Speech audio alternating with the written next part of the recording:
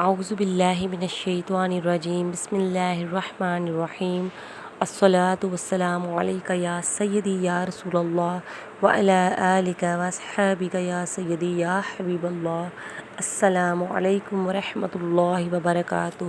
اور میرا آج کا وظیفہ، جس کو بھی ریڑھ کی ہڈی میں درد ہے، گھٹنوں میں درد ہے، جوڑوں میں درد ہے یا جسم میں کہیں بھی درد ہے، ان کے لیے آج کا میرا وظیفہ ہے۔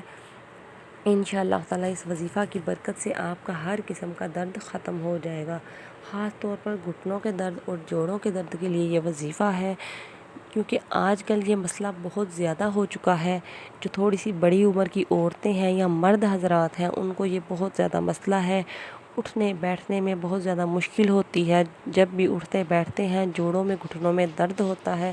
اس کے علاوہ آج کل تو یہ مسئلہ عمر سے پہلے ہی لوگوں کو ہو رہا ہے، بہت زیادہ مسئلہ ہو رہا ہے۔ انشاءاللہ تعالیٰ اس وظیفہ سے آپ کے گھٹنوں کا درد، آپ کے جوڑوں کا درد، ہر قسم کا درد ختم ہو جائے گا۔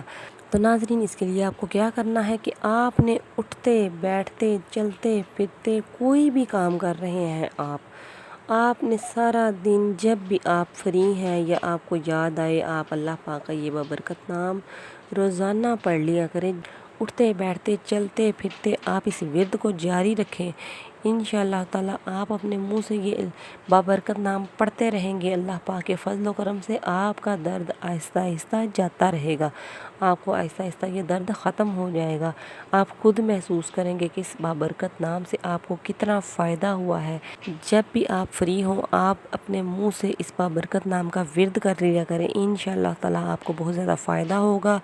اللہ پاک کا بابرکت نام یہ ہے، یا غنیو، یا غنیو۔